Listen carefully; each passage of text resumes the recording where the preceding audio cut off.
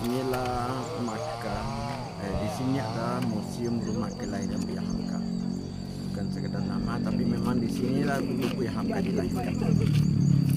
Dia lahir di tempat ini, tepatnya tanggal 16 Februari 1908, bertepatan dengan tanggal 13 Muharram 13 Hijriah, hari Senin. Yang ayah beliau bernama Abdul Karim, ibunya bernama Siti Safiyah. Beliau tidak lama tinggal di rumah ini, hanya sampai umur 7 tahun. Kemudian dibawa ayahnya ke Padang Panjang karena ayahnya mengajar di Padang Panjang, ditawari di Padang Panjang. Sekolahlah beliau di Padang Panjang sebagai sekolah dasar atau rakyat. Paginya sekolah rakyat, sorenya ibtidaiyah, malamnya ngaji Al-Quran di sekolah negeri. Tapi beliau tidak lama juga sekolah di Padang Panjang, hanya sampai umur 12 tahun. Umur 12 tahun sedikit ada perasaan beliau kurang senang dengan pernikahan ayahnya yang ketiga. Waktu itu ibu sendiri tidak merestui, menjadi ibu bermadu ayahnya, ayah ibunya minta berpisah. Hamka pun seakan-akan mendapat suatu tekanan batin, sehingganya dia sekolah tidak mau, mengaji pun tidak mau. Umur 12 tahun. Akhirnya ayahnya mengambil kebijakan, dia dipindahkan sekolah ke Perabot Bukit Tinggi.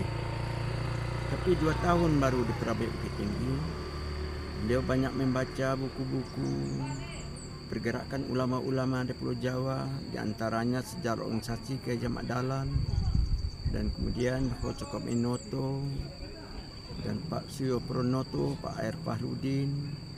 Timbullah minatnya untuk bertemu dengan ulama-ulama itu. Dia minta izin kepada ayahnya untuk pergi ke Pulau Jawa.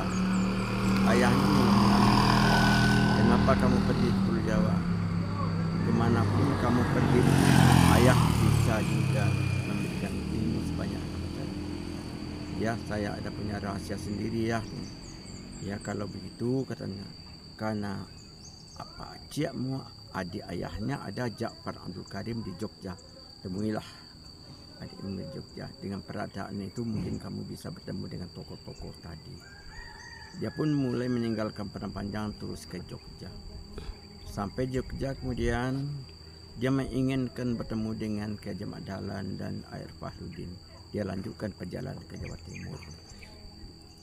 Setelah bertemu dengan tokoh-tokoh tersebut, bahkan ikut diskusi bersama Haji Agus Salim di Jogja, perantaraan adik ayahnya bernama Ja'far Abdul Karim, akhirnya dia menemui kakak iparnya A.R. Sultan Mansur di Pekalongan. Karena A.R. Sultan Mansur mencari hidup Pekalongan, bahkan ikut berdagang batik. Tapi setelah bertemu dengan Kiai Jamak Dahlan, A.R. Sultan Mansur ini mulai tertarik dengan gerakan Muhammadiyah. Dia tinggalkan pekerjaannya sebagai seorang penjual batik, dia bergabung dengan Jamak Dahlan sebagai pendakwah. Akhirnya Hamka pun sampai ke tempat itu. Perantaraan A.R. Sultan Mansur, dibentuklah jiwa Hamka yang mulai hidup itu ke arah melepaskan diri dari keputusasaan dengan perceraian ayahnya dengan ibunya. Berhasil dia mendidik Hamka. Kemudian umur 17 tahun Hamka kembali ke Padang Panjang. Kembali ke Padang Panjang langsung kemudian membawa organisasi Muhammadiyah pertama kali bersama kakak iparnya A.R. Sultan Mansur. Maka ayahnya pun kemudian melihat bertemu dengan Kiai Jamak Dahlan tahun 26 di Pekalongan sambil melihat menantunya. Waktu itu ayahnya pun tertarik dengan gerakan Kiai Jamak Dahlan. Dan sementara waktu itu Islam di daerah kita ini hanya dipelajari, tidak diamalkan. Akhirnya dia tertarik, dia punya organisasi yang bernama Sandi Aman Tiang Selamat.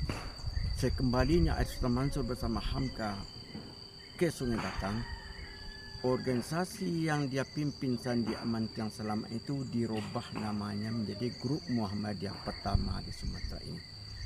Malah diresmikan pada waktu malam Kamis dengan anggota lebih kurang 35 orang di bawah Rizal. Walaupun pada waktu itu dia dicegah untuk berdiri Muhammadiyah di sini karena dianggap Muhammadiyah itu adalah PEB pada waktu itu, kata penjilat dengan Belanda. Tapi anehnya kemudian setelah itu kepintaran Hamka mulai mendirikan Muhammadiyah. Dia adakan musyawarah di daerah. Setelah dia bermusyawarah, panggilan dia dipanggil oleh wali nagari waktu itu, oleh Datuk Sati. Datuk Sati mengatakan, mengapa kamu mendirikan Muhammadiyah di sini sedangkan belum dapat izin dari saya? Kami bukan mendirikan Muhammadiyah, hanya berkumpul anggota Muhammadiyah. Karena seluruh yang hadir sudah punya KTP, kartu KTM, kartu Muhammadiyah yang sudah dibagi oleh Esa Mansur. Dan kemudian utusan pun datang pada waktu itu. Utusan wali negari datang 2 orang. Dibiarkan berdiri oleh Hamka. Kemudian dia dipanggil siangnya ke kantor wali negari. Kenapa tidak punya perasaan sedikit pun? Utusan kami datang tidak dipersilakan duduk di atas kursi, hanya berdiri sampai acara sudah. Dia masuk kantor wali negari, ucapkan salam, langsung duduk di atas kursi. Wali negari pun marah padanya. Wahai, kamu siapa yang tidak punya adat sedikit pun? Masuk kantor wali negari tanpa diizinkan duduk, kamu sudah duduk. Dia tanya, kemenangan siapa kamu? Pada waktu itu wakil negari adalah Datuk Arjo Endah, wakil wali negari. Wali negarinya Datuk Sati, wakilnya Datuk Arjo Endah. Dikatakanlah Hamka sebagai anak yang tak beradab dan beradat, duduk tanpa dipersilakan. Dia menjawab, saya orang kecil, aku orang besar. Tak mungkin orang besar mempersilakan orang kecil duduk, itu sebabnya saya duduk saja. Dan kemudian setelah itu, kenapa kamu tidak siapkan kursi untuk kamu, untuk utus kami datang?